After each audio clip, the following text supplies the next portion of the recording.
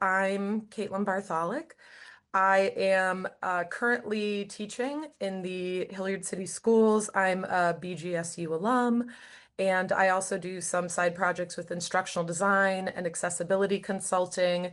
And I'm currently working towards getting an accessibility certification through the International Association of Accessibility Professionals this spring. So I'm here today just to talk about some accessibility basics. Some of the basics will apply broadly to everything you do, but we are going to specifically look at applying these in Microsoft Word. All right, so of course we're going to start with our objectives here. Mainly, my hope is that by the end of this session, you already have some ways to make quick improvements and some accessibility fixes using the techniques we're going to practice today. These are meant to be really practical, everyday habits that you can start using during this session and beyond as we move forward past this session. So you can make more accessible documents in the future, and you know how to go back and remediate any existing documents you have that you'd still like to use and make more accessible. Um, Ways to interact during the workshop. Feel free to, you can do the hand raise icon so we notice. You can enter questions or comments into the chat. If you just want to unmute and jump in and talk, whatever you're most comfortable with is totally fine with me. And this is like a zero judgment zone, so please feel safe to ask questions, have discussions about this. We're all here because we want to learn more about making accessible content. So that's our main focus today. There are zero bad questions. We're all in different places. So just please be really respectful with any discussions. All right, we're going to start with a little warm-up poll. I know this is very basic and it's hard to pin it down to just three different levels here. There's really no right answer. It's just kind of to get a sense of the room. So it's asking what's your current comfort level with digital accessibility, and the little poll just popped up. If you're having issues with that, you can enter in the chat. One would be like, I'm super comfortable. This is just a little refresher for me. Two is somewhat comfortable. You've done some things with accessibility, but you still feel like you need to learn more. And new to this would be I've done very little or not had a chance to learn much about making accessible content yet. Maybe you've only been to like one workshop, or this is kind of the beginning of your journey. So if you can choose one of those, again, there's no right answer. We're all in different places.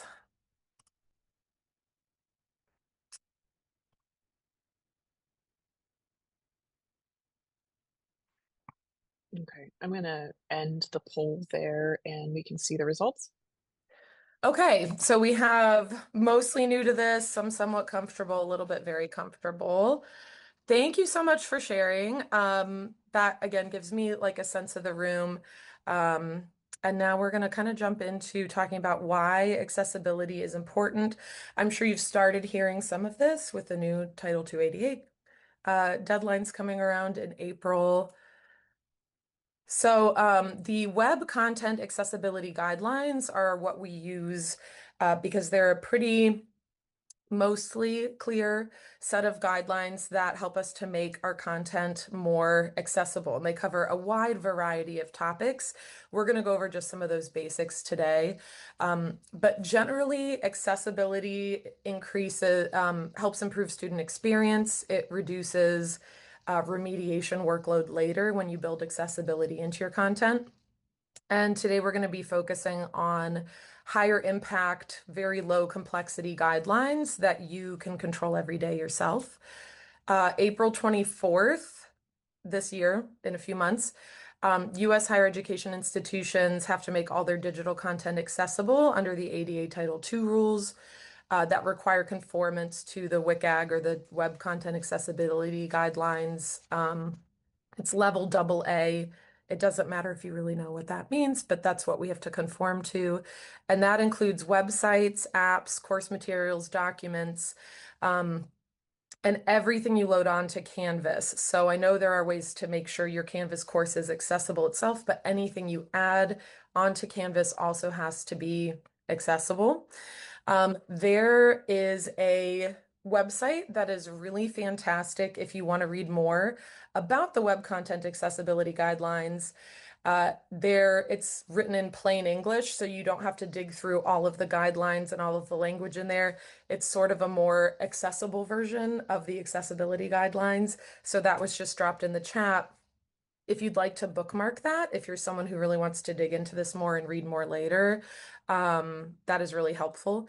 You will see me referencing the success criteria with each new concept we cover today, but you don't need to memorize any of that. Um, it's really about knowing how to do the things.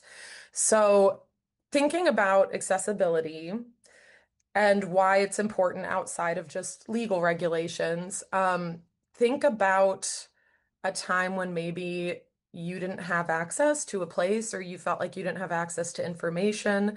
Something was really frustrating. There were barriers. You couldn't get somewhere either online or in real life. Could have even been you had a surgery you were recovering from and it was harder to get around.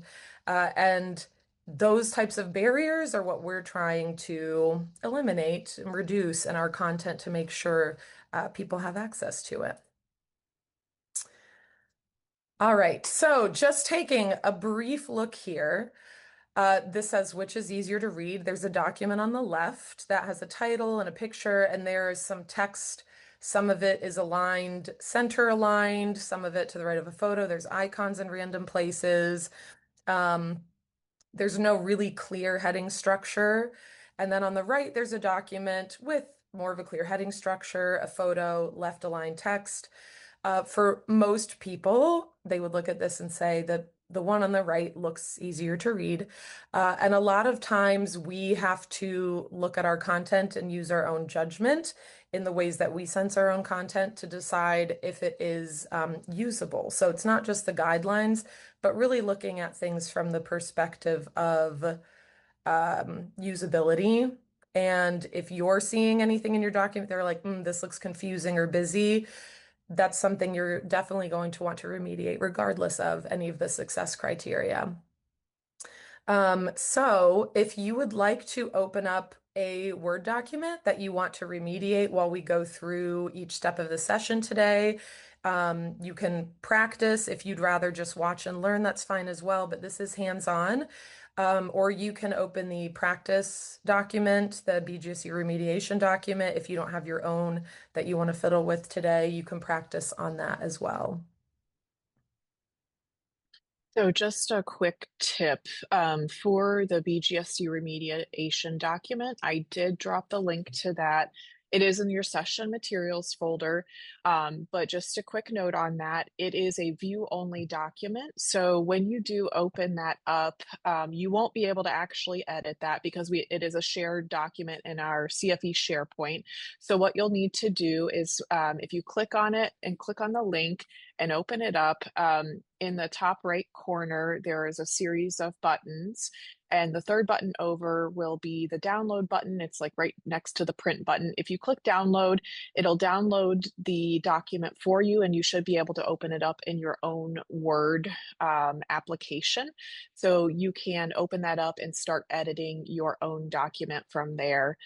So that's how you can access that document so you can play around with it. If you don't want to use that document, you are certainly able to use your own documents. If you know that you have a document that you want to start remediating immediately, something from your course currently or something from a course that you're going to be teaching in the summer or in the fall, you can certainly play around with that now too. All right, thank you so much. Okay, so we're going to jump in. Our first big topic here is color and color contrast. Again, you'll see the WCAG success criteria referenced here, and you're welcome to look that up. You don't have to memorize that. The ratios as well. The nice thing is you don't have to have those memorized because the tools we're going to learn to use will actually help you with that so you don't have to memorize information, which is always really great. But the contrast requirements for normal size text, and there are stipulations on what normal size is considered, are 4.5 to 1 ratio, and for larger text, a 3 to 1 ratio. And those are minimums. Everything should be more contrast than that. On the right of the slide here, there are examples of, I use different BGSU branded colors to show lower and higher contrast. So seeing a 7.5 to 1 color contrast is a lot more visible to those who are visually taking in our content than the one that has, you might not even be able to read the 1.08 to 1 color contrast. So it's always important to consider the color contrast when making your content. And here's a slide as well, and you all have in the folder received access to the slide deck if you'd like to save this and be able to reference this.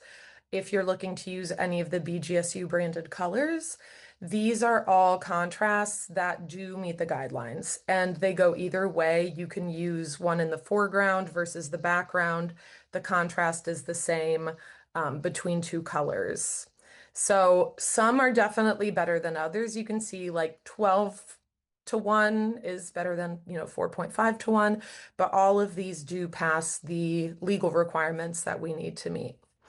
But again, if you're someone who's looking at your content, you're using your eyes to take it in, if it looks difficult to read to you, probably don't use it. Oh, and black text can also be used for better text contrast with these colors as well. All right. Caitlin, can I Yes, jump in really quick? absolutely.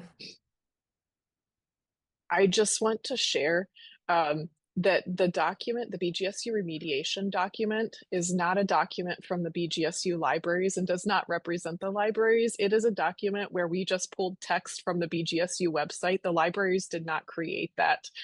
So just a disclaimer out there for everyone. The libraries did not create that document. We just pulled the text from the website, and they have nice information and a picture of the Jerome Library. So library folks, I'm sorry, you all did not create that document as an inaccessible document. Yeah, that's a good reminder. It was purposefully created to be inaccessible so you can all practice and make it more accessible. All right. So let's talk about some more key points with color and color contrast. So besides having a good ratio for color contrast, color alone cannot convey meaning. For example, you wouldn't want to use just the color red for no and green for yes, and that be the only way to know the meaning of yes and no. And I'm going to give just a few examples of why using color alone to convey meaning is not accessible. There's a graph here, and it just says fruit preferences, apples, oranges, strawberry, watermelon. And there's a key on the bottom that says blue is like, red is neutral, green is dislike. If you were colorblind in any way, if you had low vision, you had trouble seeing these colors, you would have no idea which was like, neutral, or dislike just by the colors alone. Another example here, it's a calendar showing dates that are available. Green is available, red is not available. And if you can see and perceive color very clearly, you can tell which is available, not available. But if you were colorblind, for example, I'm going to pull up grayscale version, you can see how it's very difficult to discern which is which. So we never want to use just color alone to convey meaning. You can use patterns as well to help convey meaning, or other things in your keys to help with that. So make sure you're using more than just color to convey meaning. Now, there is a really great contrast checker. We're going to learn to use one that's built into Word. Word makes it really easy. But for any of your materials, I'm adding into the chat there. The WebAIM website has an excellent color contrast checker, and you can even add it to your browser to use anytime you're in your browser on the internet. So if you want to save and bookmark that, oh, Chelsea, you had it too, thank you. That could be really helpful. All right, and we are going to take a look at that. right now. So I'm going to pull up the remediation document. That's what I'm going to use for my example right now. Okay. So we have the remediation document. And within Word, there's a very simple way to check your color contrast, and Word will actually help you to fix any color contrast that you need to. So if you are in a Word document, make this a little bit bigger. If you're in a Word document right now, if you go to the Review tab, and then in the ribbon is Check Accessibility. And if I select Check Accessibility, on the right side of my screen, the Accessibility Assistant pops up here. And the Accessibility Assistant will point out some basic accessibility issues. We can see here there's one that says hard to read text contrast. And there's one, so I have one issue in this document currently with hard to read text contrast. And if I select it, it will actually highlight in the document what contrast is not acceptable.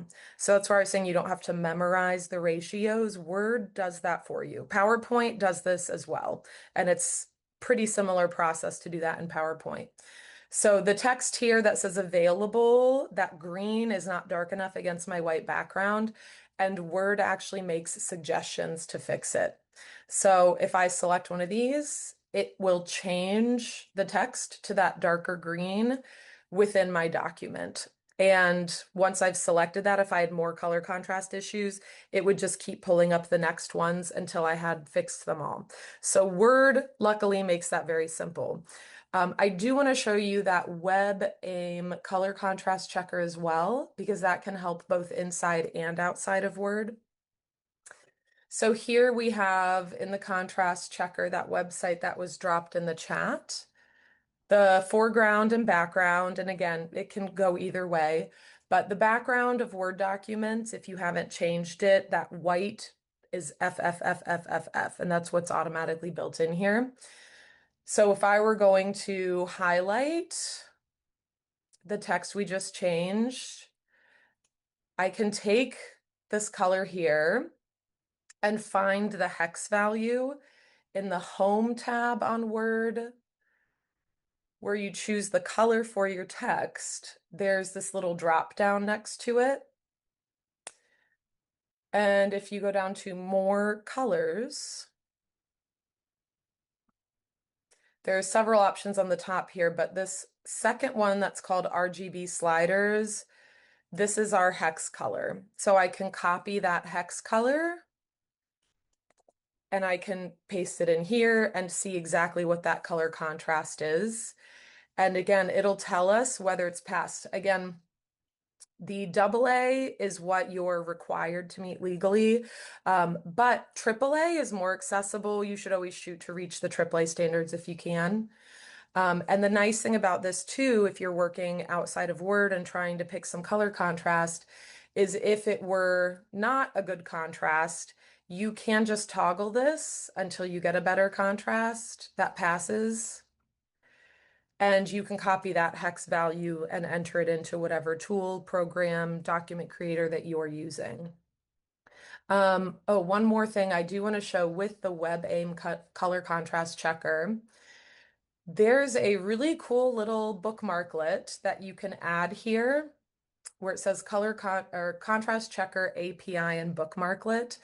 You can add this to your browser. I have mine up here. So if I ever am on any window, I can select contrast checker and it will pop up in that browser window and make it really easy for me to use while I'm in a window. So if you're doing anything web-based, that can also be really helpful. This is also all in, I created a series of videos, short tutorials to demonstrate these things, very slow sequential steps, and those are all going to be added to your just-in-time resource library as well. So all of this will be in there, so don't worry if you miss any of that today. But that is really helpful, the little bookmarklet. But even bookmarking the WebAIM color contrast website, I find to be really helpful. But in Word, they make it super simple to check. There's also this little dropper here in Word, and if you select the dropper, it will tell you the color of any, I mean, if even if I go off of Word, it will tell me the hex code for any color that I hover over. So I can see the hex color of part of the Jerome library here. So that dropper is really helpful as well. Again, that works in and outside of Word. And the contrast checker in the WebAIM site also has a little dropper where you can do that as well. Caitlin, we Um, had a question yeah, in the absolutely. chat. Does words color contrast do words color contrast suggestions are they impacted by light or dark mode in Word for some of us who use dark mode in Word? That is a great question. I will look further into that. My understanding, I don't personally use dark mode, so I haven't tested this myself yet, but I absolutely will now. Is that as long as you are selecting an accessible color contrast when you're in dark mode, it should still be an acceptable contrast if you're doing that in Word. But I will absolutely look into that and I'll make sure Chelsea has the answer to that to relay back to you. But if you're choosing acceptable contrast when it goes dark mode, if, for example, we're in the very white, stark white, when that goes dark, the text that you made darker will go lighter and the contrast should still meet those requirements. But I will And I will definitely check say that that out. anecdotally, because I do use dark mode, when I turn it to dark mode, everything inverts. So Mhm. I'm guessing that the color contrast will do the same thing. So it should hopefully work. But Yes. In great Word, it's question, Erin. supposed to. Again, I haven't personally tested it, so I don't want to say for sure because I know there are things I've done in Canvas where I've coded in some different color blocks and things, and in dark mode, those did not work. So just a little tip there, you're going to want to check that. I didn't realize until some of my students said, "Why does it look like this?" And I was like, "Oh, you're in dark mode and this is not accessible." And I had to change some things. Word it is supposed to be, but I will test that myself and Good question. get back to you with that. Any other questions about color contrast? All right.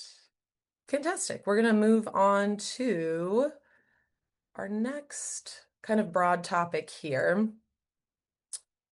And that is going to be heading hierarchy. Let me get us to the right slide. All right. So, headings, another big topic, umbrella topic we're going to talk about today. Again, the criteria are there. You don't have to memorize the exact criteria. If you learn how to make your headings accessible, you're good to go. They need to be structured correctly within Word and not just by visually changing things to be bigger, bolder. We actually have to kind of, I like to say, like bake it into Word. It has to be done within Word. Just like if you're building a website, it needs to be semantic. It has to be built into the code. It can't just be made bold. So there's an example on the right there showing a heading one and then heading two, heading three, paragraph text, just to demonstrate that hierarchy. Title is an option in Word, which we'll look at in a moment. Title is not always read well by screen readers. So people who use screen readers to listen to content online, they don't read titles correctly always. So title would only be if you have an extra title page, like a cover page, you could use that. But on your actual document, heading one should always be the title. And then after that, your main headings would be level two headings. And then subheadings under those would be level three headings. If you had to go to level four, depending on the document, they'd be the subheadings under your subheadings. But you try not to go past level three, definitely not past level four. At that point, the content can be a little bit confusing. So the headings actually create structure within your document. Again, not just visual formatting. They have to follow that sequential order. You don't want to start with a heading three. You wouldn't want to do a heading one and then a heading three unless you'd already had a heading two. And this helps screen reader navigation. It's easier for all users, a lot more accessible for cognitive ease. And it also gives you, as the person who's editing and creating the document, a clear outline for editing and writing. So if you haven't been using headings yet, you will want to just for the ease of editing, especially larger documents. So I'm going to go to that remediation document again to do just a brief demonstration, and then we're going to split into some breakout rooms where we can actually try this with our own documents. So again, the demonstration here will be brief, but then you will have time in the breakout room to experiment with it. So in the remediation document I have here, I'm going to open up, and if you have your document open, you can do this with me. If you go to the View tab, there's a navigation pane, and you can select the box next to navigation pane, and it will open the navigation pane over here. And the second option, if you're looking at it, it looks like little bullet points. It's called the document map. If I select that document map, there's nothing in it right now because this document has no headings built into Word. You might look at it and say, well, yeah, I can see clear headings. And if you're looking at the content, you can see bigger font, you can see bold, but if you're using a screen reader, it's not going to tell you what the headings are. It's just going to be information, and heading without the headings, it can be really confusing to understand that information. So as I go through and edit my document here, I might change this font to be a bit bigger as my main heading, and that's what I want it to look like. I can change this to be a built-in heading within Word. I'm going to highlight the heading, and up here I have different options for headings, and I can select one of those and say, this is my title, it's heading 1, but it'll change it to whatever is baked into Word already as heading 1. And that's fine. I might like that. But if I thought, I really like what I had before, I'm going to undo that. And there's a styles pane after all of the headings in the ribbon here. You can close our accessibility assistant for now. In the styles pane, next to each of these, like heading 1, there's a little drop down here. And I can select update to match selection. And now it's going to keep my heading visually the same if that's how I want it to look. And it will make it baked into Word now. And on the document map over on the left, I can actually see that heading. So for my level 2 heading, I'm going to go through here and I'm actually going to get rid of the underline. Headings should avoid having underlines. They can be mistaken as links because links are underlined for those who don't see and perceive color. Links are usually underlined. So we want to make sure they're not. So if I take away my underline there, and I think that looks great, I can now go to heading 2, select the drop down, update to match selection. And the cool thing is after that, anytime I have another heading 2, I can just select heading 2 and it will change it to the heading 2 that I created. Oh, thank you so much, Eric, for jumping in. On Windows, instead of the bulleted list, you have a tab named headings. Thank you for that. That's helpful. Any other questions before we're going to be doing breakout rooms, so we'll kind of work through this together, but general questions like that? Okay, fantastic. Then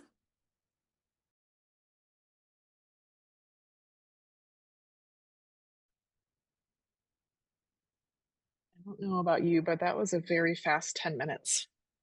it was a very fast 10 minutes. We had some excellent questions, some things, Chelsea, I'm gonna have to follow up with you Yeah, about to get some that's answers out of true. people as well. Same. Did anyone have like, is there anyone who had quite like lingering questions that you didn't get to in the breakout room that you really would like to kind of put out there before?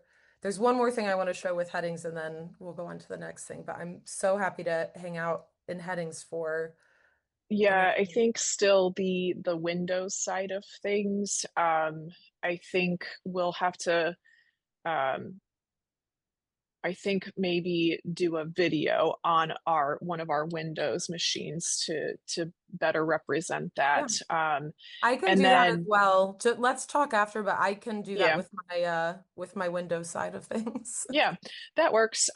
Then one question, and I think we can look into this too, but on Windows, the navigation pane is not actually a pane on someone's version. It is a pop out, or Kimberly, I don't know if you wanted to clarify that. I'd have to send you a screenshot. Yeah, not a problem. If you send a screenshot, we can look at it. Yeah. So that's now that I've added a few of the headings in here, some of you probably did as well. If you can access that document map in the navigation pane, we'll make sure everyone has access to that. My heading level 1 is at the top here. This would be a level 2 with the subheadings, my level 3s that are under that. Here's my next level 2. And if you select any of those, it will actually bring you to that part of your document. So it's really helpful if you have a very long document. Oh, and speaking of long documents, a good point was brought up about chapters. Um, Heading 1 is either the title of a document, if it's a document like this, or heading 1 is the title of your chapter if you're working with a much larger document. Chapters are heading 1s in APA. So thank you so much for bringing that up. But I wanted to show like my here this is my outline for this session just so you can see the document map. I can select any part of it and it will bring me to that section. And I can also close so I can just see my heading level 1 and 2s or just my 1s. So that document map is really helpful, not only for you creating your documents, but for those who are accessing your documents. And that is shown in the videos I posted, or that will be posted in the just-in-time resources. And we'll make sure there is a Word equivalent to make sure we can access these things. We also actually, I wanted to share, we also had another good question about whether or not Word automatically makes the heading levels the appropriate level. And that is, no, Word does not do that. And you can make the levels out of order.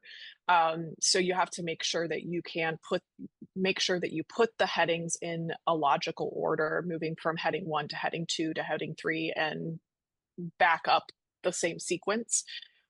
So I shared with folks that having that navigation pane open and being able to see how the headings are nested is super Mhm. helpful to be able to do that. Absolutely, yeah. And in my experience, the accessibility checker in Word, I went through and made headings all over the place, heading 2, heading 1, heading 3, and it was like, great, your document's good. It does not check headings well, so don't rely on Word. For color contrast, yes. For headings, no. That's something you'll have to do on your own. Okay. Jana, great point. The headings also allow you to create a table of contents up at the top of your document. Whenever you refresh it, you don't have to manually update your table of contents. That is a wonderful feature.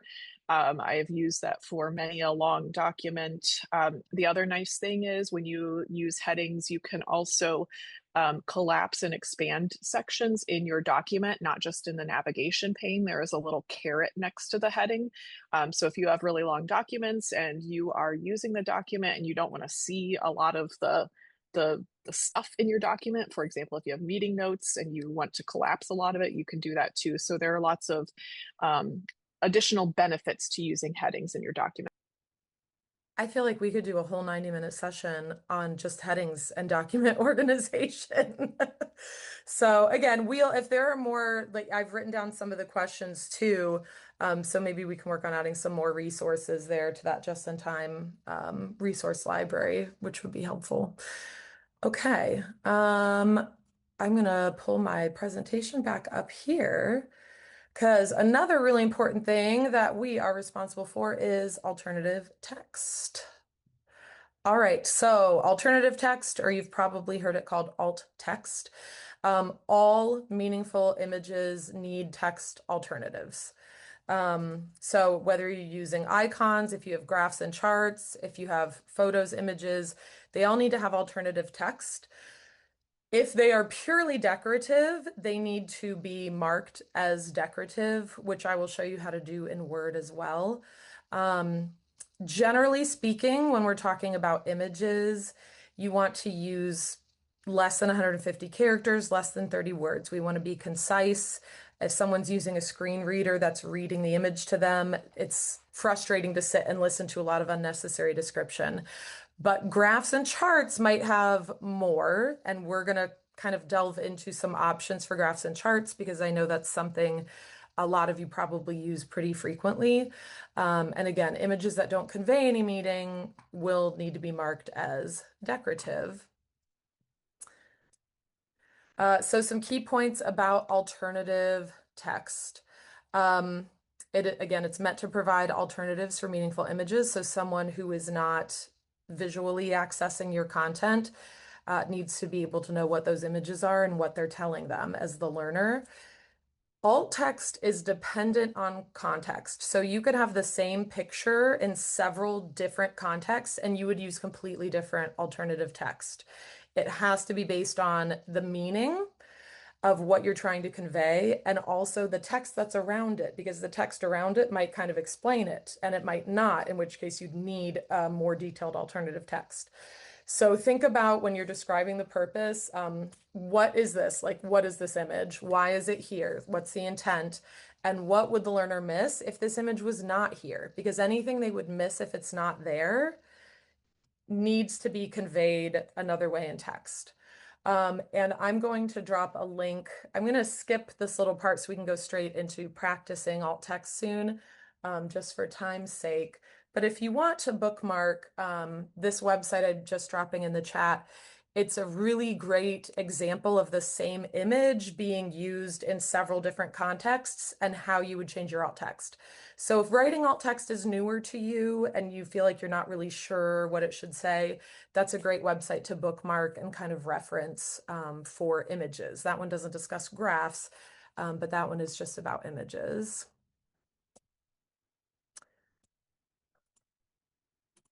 All right, so let's talk about graphs and charts because that's probably where we have more questions. So if I'm looking at this graph here, we have this bar graph. It's called 2014 first quarter visitors to example.com website and different sites. It has quarter totals, January, February, March, and how many visitors in the thousands. So this is just visual content. It's an image. So someone who's not visually accessing your content is not going to have any idea what this is or what it's trying to explain. So one option would be to add some really concise alt text. This is a bar graph showing 2014 first quarter visitors to example.com by month. Notice that it doesn't start with image of a graph or photo of a graph. You don't need to say that. A screen reader is already going to read that this is an image. So you can just start explaining it. And then it might have a text description in the article or the chapter or whatever the content is. You might have seen like image description or figure one, depending on kind of what your subject area is. I know there are kind of different norms. So if you have that description that says the chart shows the website hits for the first quarter, site one has more visitors, but the number's decreasing, it's explaining exactly what's in the chart. So in this case, I could use very succinct alt text just to explain this is the graph showing this, and then the image description takes care of it. Another way to do this, which often, if you can, is kind of the best practice, depending on the context, is to create an accessible table or list as an alternative. So this would be an alternative here, would be an accessible table, not an image of a table, but an accessible table.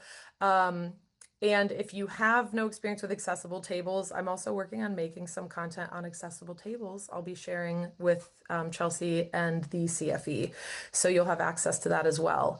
But an accessible table means if someone's hearing this from a screen reader, it's going to say, you know, January, site 1, 135, January, site 2, 112. If it's not accessible, if it isn't set up right, just hearing January 135, 112, 92 doesn't tell the user anything. So that's why setting up tables in an accessible way is really important. Which again, you'll hopefully have more resources on that soon. We won't have time to delve into that today. But accessible tables are a really great alternative for graphs and charts. I'm also dropping a link in. Again, if you just want to bookmark some things to look at later, there are some good examples for graphs and charts.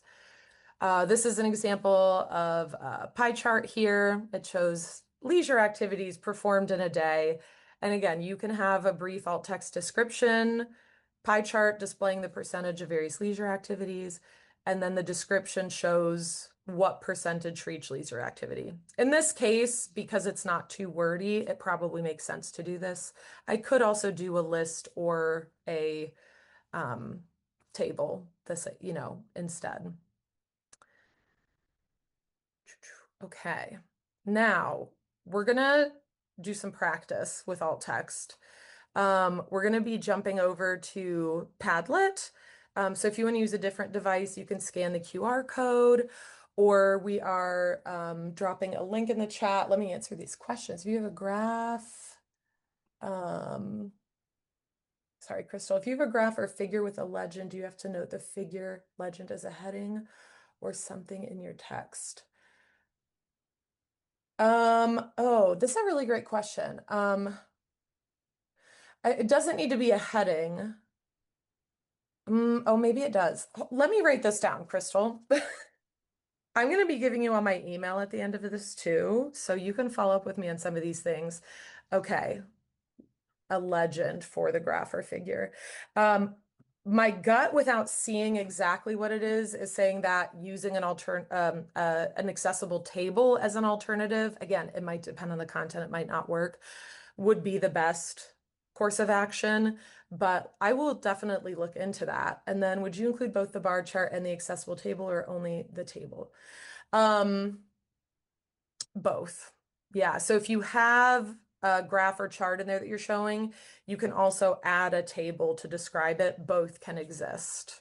But if I were doing the table, I would not do a big image description as well. Then it's just becoming really redundant because those who are visually accessing your information can get the information from the chart or table.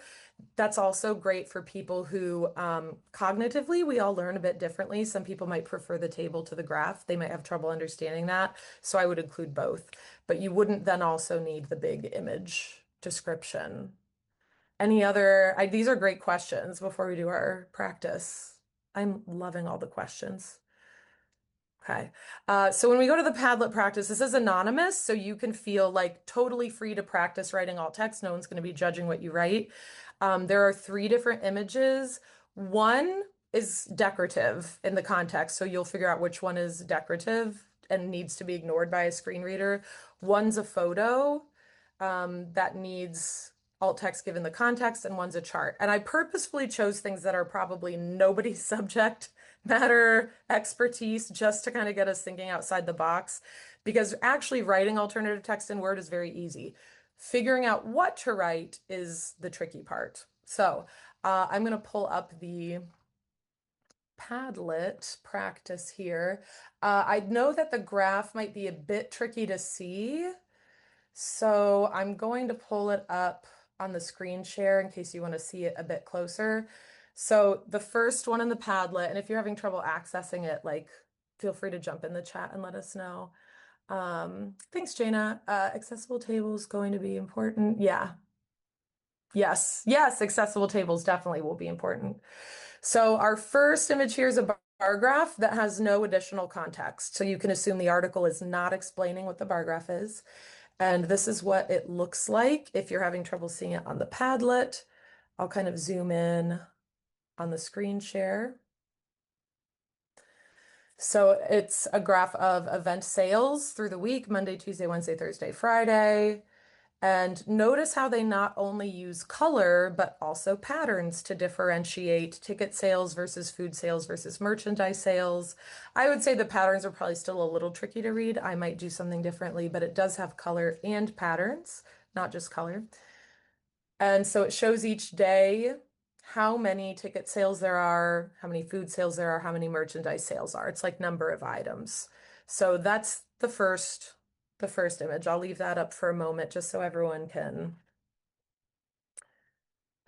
write your alternative text. And in Padlet, I think we're familiar, but you can just hit the plus and start adding text there. Again, it is completely anonymous. Don't be afraid to try. Alt text is one of those things where there are very specific guidelines to a degree, but in the end, what you end up writing really depends on the context, and you, as the expert in your subject matter, are the one to decide within that context what the learner needs to know. So it's something you really have to be able to think about beyond guidelines. So I'm going to hop over and see. So in the plus sign under it, bar graph with no additional context, you can hit that plus and then type what you would put for the text. And then the next one is a photo, and it does have some context. The context is within the article. It says, our business promises the best service you will find on the planet. Our team is professionally trained to offer excellent customer service throughout the contract negotiation process. Customer satisfaction is our top priority and is guaranteed or your money back. And it's an image of two people, it looks like shaking hands. And the final one is a photo that appears on a web page with a recipe for the dish. And that's the only context we have, is that there's a recipe for that dish. So take a few moments, and I'm going to add some text in there as well, just to kind of look through and experiment with writing some alt text for these. And feel free to pop in and ask questions while we're doing this.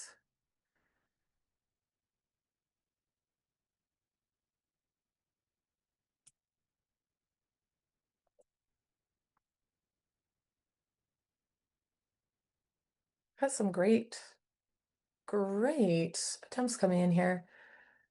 The bar chart showing the daily event sales broken down into ticket, food, and merchandise sales. That would be great alt text if you were providing an alternative. Monday through Friday along the x-axis showing a trend in ticket, food, and merchandise sales. Friday has the highest number of sales for each category. Good. Bar graph showing event sales Monday through Friday, comparing ticket sales, food sales, merchandise sales. We're doing a great job coming up with that kind of brief alt text where we might also provide that table or that image description on top of that. Graph showing trending increase in ticket, food, and merchandise sales from Monday through Friday. Yeah, and that very brief, but it also shows kind of the main outcome. It doesn't give each individual result. A table could do that, but the alt text on its own gives that big picture, which is great.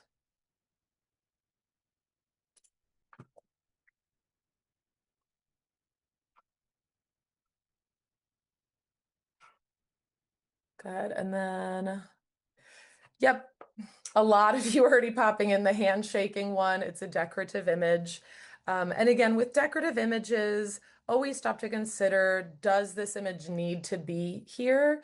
And sometimes that's fine. You might have a background image on a website. Again, in Word documents, you aren't going to be dealing as much with decorative images, but in all the content you're making, you probably will deal with some. But adding just extra icons or things for flair isn't always adding, additional context. It could be muddying the waters a little bit. And then the photo on a web page with a recipe for a dish. We've got some great alt text coming for that too. Pancakes topped with blueberry, strawberry, and butter. We're kind of listing the different ingredients we see there. Photo of a blue plate with pancakes, red maple syrup, and blueberries and strawberries on top. That's great. I would take away just the photo of. You could just start with a blue plate with 3 pancakes drizzled in maple syrup. Stack of pancakes on a blue plate. Pancakes are topped with syrup, whipped cream, 2 blueberries, and a strawberry. Love the detail. Yeah, and if this were in a recipe website, Given the context, you would want to make sure you're mentioning, the whipped cream, the strawberry, the blueberries. You would want to mention all of the ingredients that are probably being talked about in the recipe.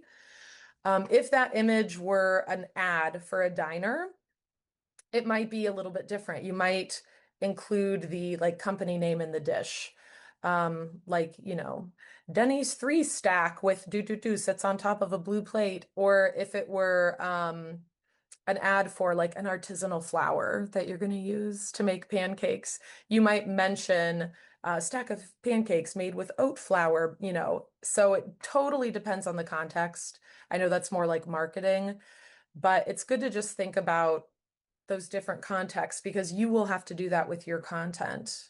These are great. Thank you so much for jumping in and participating in this. And this Padlet will stay open if you want to come back and practice later when you're not under like a time constraint. Feel free to do that as well and read what other people have put in. But again, decorative image, I would definitely mark the handshake as decorative in this context. Um, the bar graph, we did a really great job of describing the alt text if you were going to add another table or some other text description. And I'm really enjoying the descriptions of the pancakes here as well. Now, before we look at how to actually put the alt text into Word, do we have any general questions about how to decide on what the alt text should say, knowing that we'll get more information on accessible tables later? Feeling okay about that? Okay. So let's do the actual how-to now.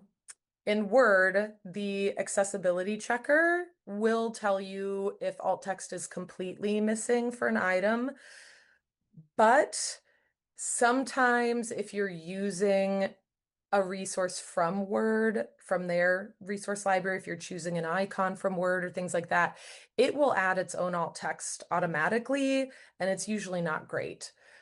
So I'll show you two ways to do this. You can, when you're adding images, on your image, you can right click, or if you're on a Mac, you can control click.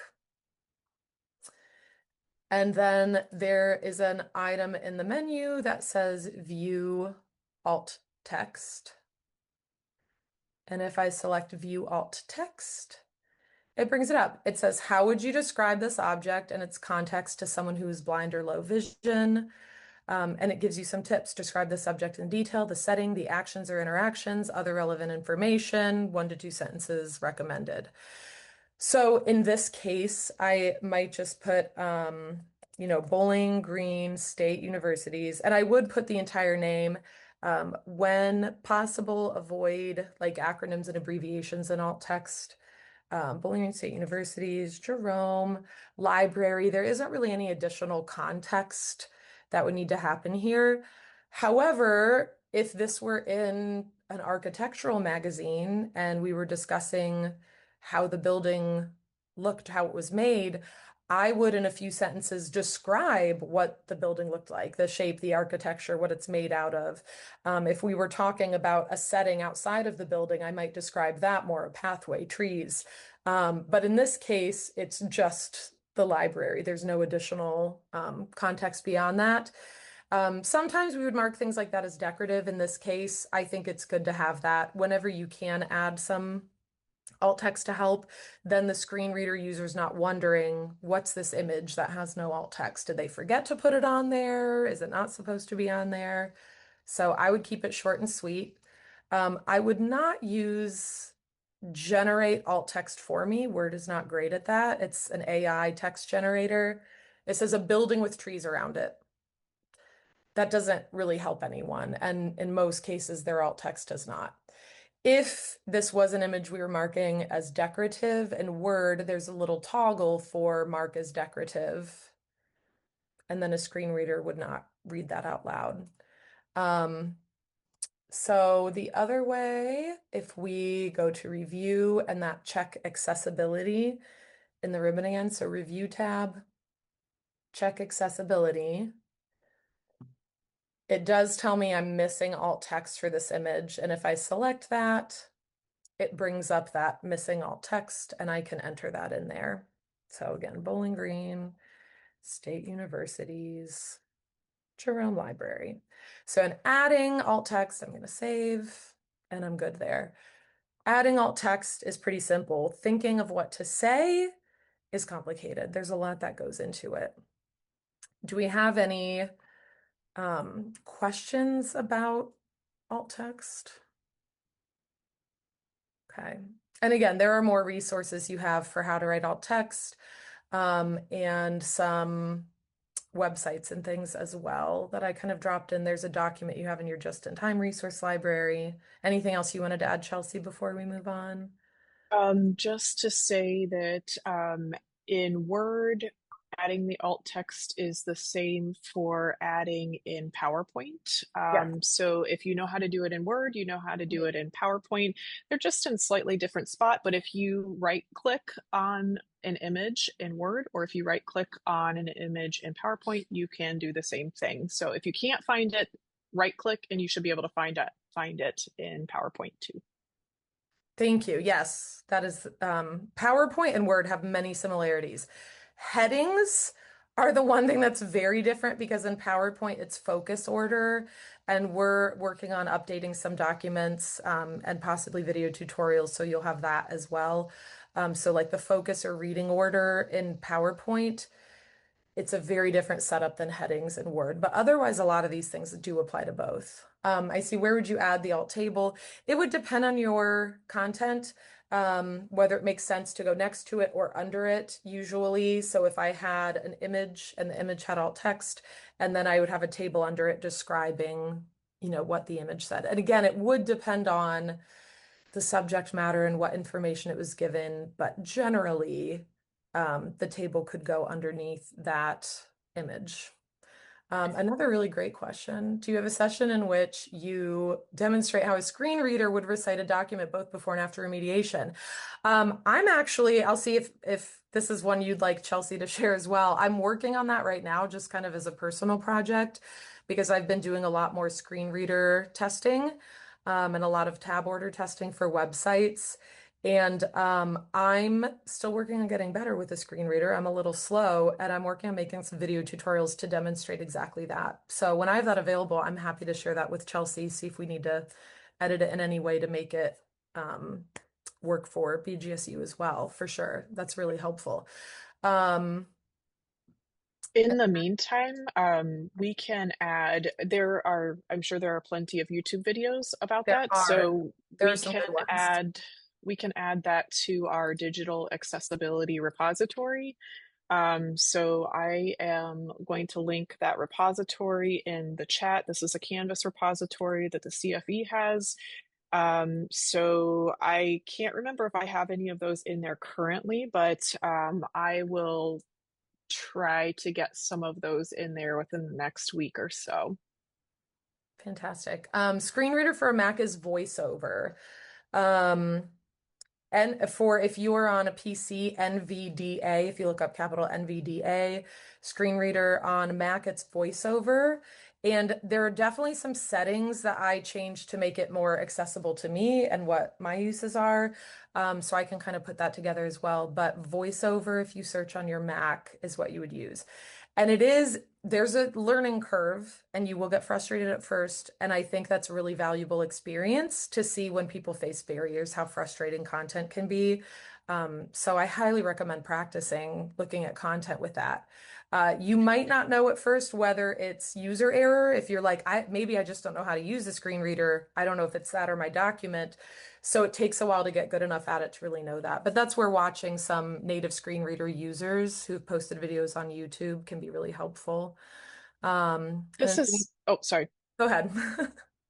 I was going to say this is not a perfect one-to-one, but both Canvas and Word have something called Immersive Reader that is is not the same as a screen reader, but does something similar, and it will read what's on your screen. So you can do something similar. So that is also something that you can do to kind of see, or actually not in this case, listen to what is on your screen. hmm And then Sydney said, I know when working with folks who are blind and low vision, we describe things in more detail and allow them to see the picture. Seems like alt text here isn't about allowing an equitable experience in this way. Any idea why this is? Is this just for brevity, focus on function? Yes. So when we're talking about media, which is, I could spend hours talking about media. When we're talking about media, that is more about the experience. And when you're posting media, audio, video, you should have descriptions. So if you have a video that has audio, there should also be, this might be new to some of us here, there should also be an audio description of what is happening on screen. If you're looking at it, there are some really great examples of this online. You can actually see there's some websites that post The Lion King and how they would jump in and describe what's happening in the movie in The Lion King. So audio descriptions are something we actually should all be doing. However, if you're new to that and that sounds really scary, if you check out the videos I created that are going to go in your resource repository, first, this doesn't work in every context. I didn't have to make audio descriptions after because I was careful to script my video. I was screen sharing and explaining what I'm doing to make sure I explained each step of the way. That way, if somebody who was blind or had low vision was listening to my video, they're going to get the context of everything I'm doing. So if you're creating media content, planning it really carefully ahead of time can help to make it more accessible for everyone without having to do as much remediation on the back end as well. Different screen reader users will also give you some different answers, but generally the ones I've been speaking with will say that having to sit and listen to unnecessary descriptions when it's not adding to the content can be annoying. It takes longer to get through. But again, you might have, learners, users who are asking more for that, and it's always best to listen to them. But generally, keeping it brief with alt text for images is the best way to go. But yeah, for media, audio, video, definitely more descriptive. Okay. Okay, so we've had a lot of good questions along the way. I'm sorry I don't have a lot of time at the end for questions, but I think we've been answering them as we're going. So the last couple things here, we're going to talk about hyperlinks. This one is fairly simple. And again, this is all going to be in your just-in-time resource library. There's already a document there that explains this. So hyperlinks should be descriptive. The text of the hyperlink should describe what the link is. So that means not using click here, not using read more, not having the entire hyperlink written out. A screen reader would read https:// www. That is so much to listen to if you're using a screen reader. And click here doesn't tell anyone where they're going or what they're doing.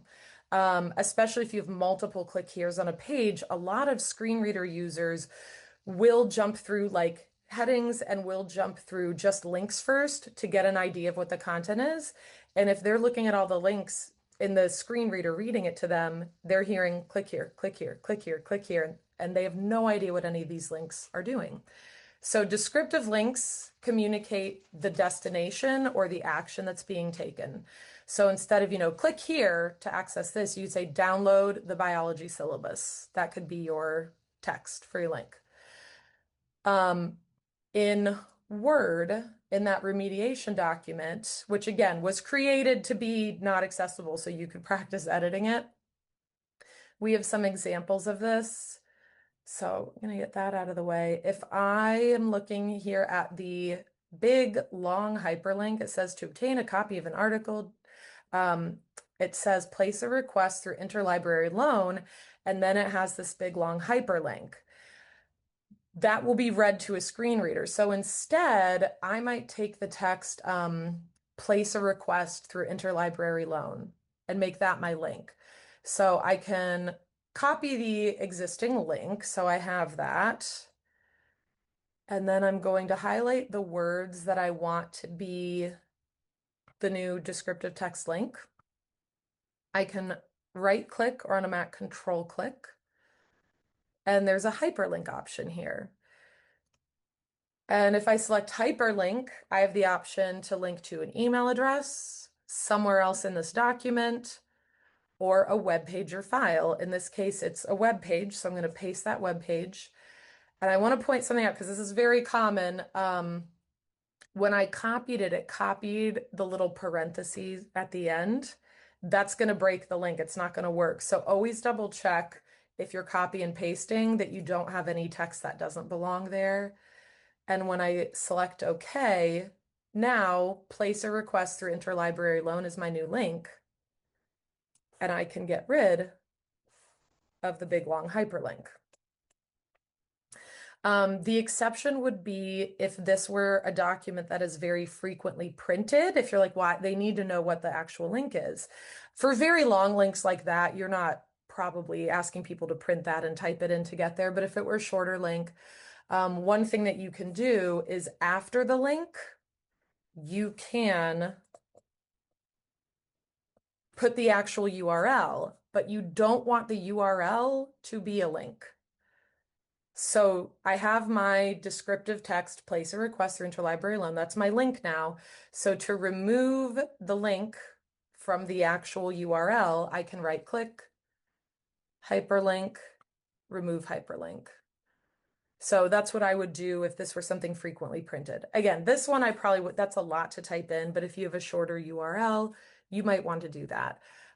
For an email, again, I can copy the email. Email the list to the circulation desk. That would tell someone that they're going to be emailing the circulation desk. I right click, hyperlink. I would select email address and make sure the email address is in there. And then I don't need that extra email address there. If you are linking to a document, for example, let's pretend it's not, it's a website, but if Brown Popular Culture Library were a document, I would want to put after it what it is and, how big it is after that, if you know the file size. But you at least would want to put what type of file it is so someone is aware that they're going to be opening another file from that document. Does that make sense? Do we have any questions on hyperlinks? Again, avoid click here. Like this would be one that would want to change. Avoid using complete URLs and make sure each of them describes clearly where they're going, preferably outside of the context, even of the text around it. If you were just to read the hyperlinks, would you basically know where you're going? All right. And our final, this is kind of that big picture stuff, fonts and readability. And this is also kind of BGSU's institutional best practices. You need to use readable, accessible. Sans serif fonts are the best to use for that. That means they don't have the extra little lines and decor, like Times New Roman has a lot of little extra lines on there. We don't want that. That makes it less accessible for many, many reasons. So there are some examples of accessible text. Calibria, Aptos, Verdana, are good ones to use. And try to stick with those. Don't use any decorative fonts for paragraph text for sure. Some people may be designing some digital content with really large headings and really fancy looking, and you might get away with having a little bit of a decorative font there, but you never want to use it like in the terms of your document. Don't use all caps, don't use tight spacing, and don't use justified text. Justified text is where it's aligned to left and right. That's not great. Left aligned is the best. You can do some center aligning for a heading, at the beginning or something, but left aligned in general is more accessible. Headings in Word should be 20 to 24, text 12 to 14. We don't really want to go smaller. And you want to also consider in PowerPoint, making sure in your slides you have adequate text. You don't want to go under 20 to 22 in PowerPoint for slides.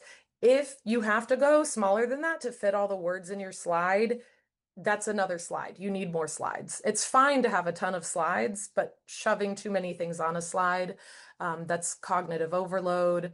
The text is too small. And there are examples here showing text size 26 on this slide, text size 22, and then text size 14. So I really wouldn't go below that 22, definitely not below that 20 mark. The bullet points on this slide are Calibri size 26, and it's pretty clear. And you can zoom in if you need to zoom in to see that better as well. Okay, then. So just to kind of recap, I would start with headings because it's going to help you to navigate your document better in that navigation pane and get to where you need to go.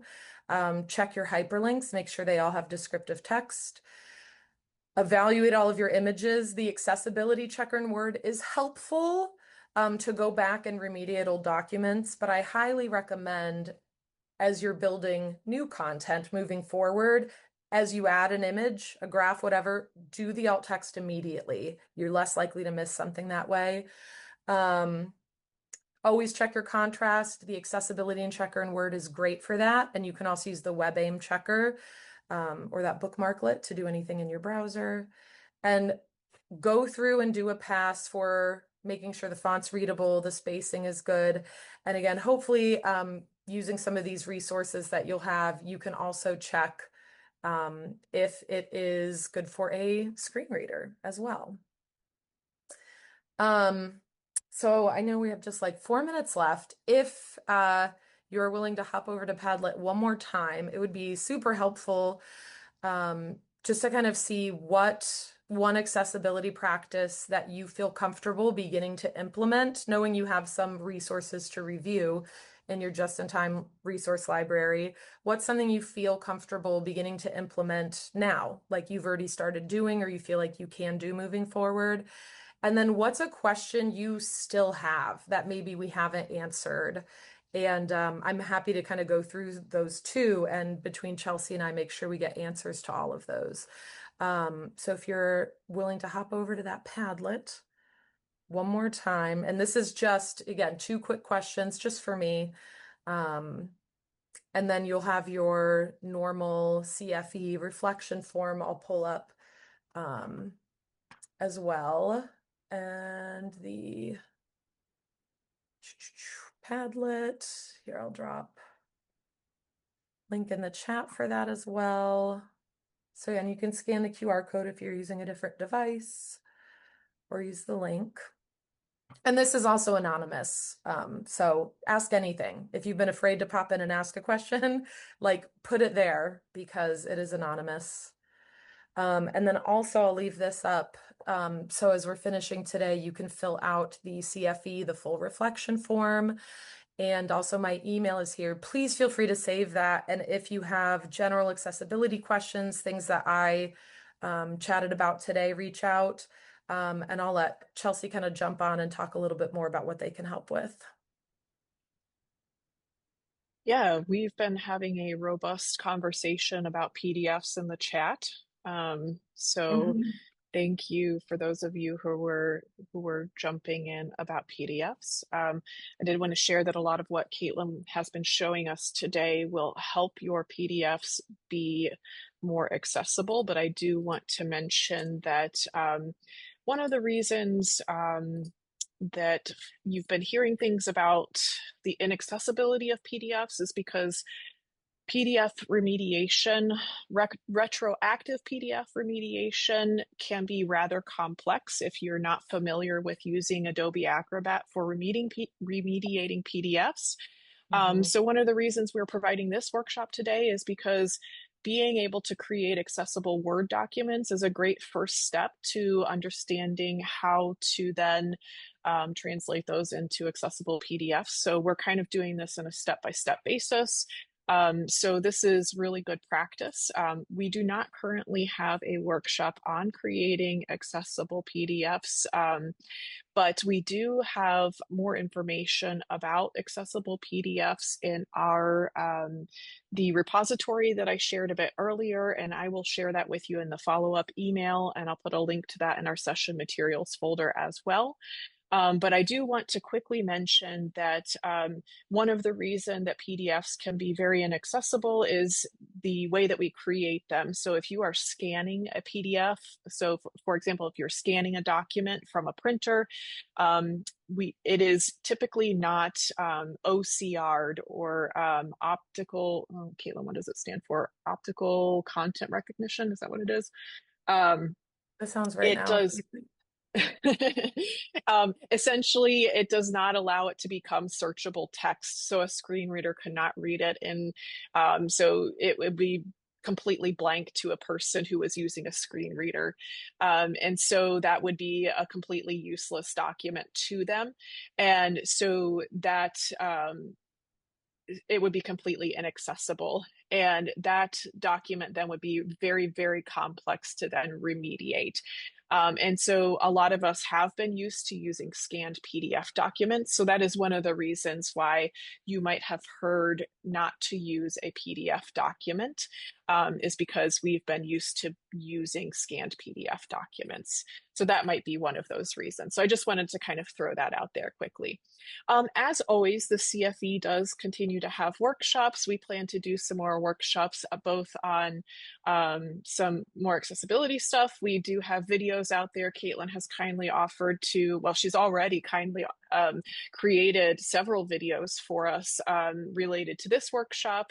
And then we do have additional workshops on You Do It, our accessibility checker in Canvas coming up.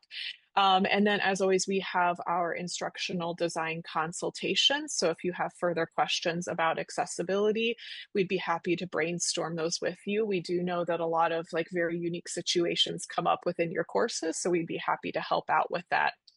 If you would like to schedule an instructional design consultation, I have the link for that in the chat. So that link is there for you. And I wanted to thank you all for joining us today. And I wanted to thank Caitlin for all the work she has put in. It's been excellent having her back at Bowling Green virtually with us today. So thank you all for joining us. Yeah, thank you so much. And feel free to save my email if you want to reach out about anything we discussed. And yes, I'm seeing some of the comments coming in about what you have more questions on. A lot of PDFs and then the tables is something that will be worked on as well. So hopefully you'll have some more of those resources soon. Mhm.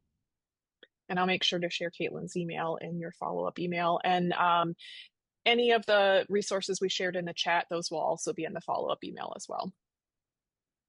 Thank you so much for having me. I always love having discussions on accessibility, and thank you everyone for having really fantastic questions and more things that now I want to spend my time looking into. Thank you all. Thanks for coming. Happy Friday. Have a good weekend.